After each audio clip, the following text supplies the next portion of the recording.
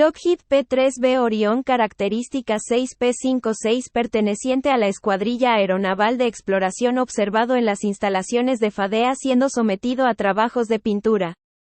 La aeronave está en la etapa final de los trabajos de inspección mayor necesarios para su retorno al servicio activo.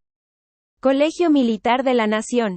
Cadetes de cuarto año continúan realizando el curso básico de montaña estival en la Escuela Militar de Montaña.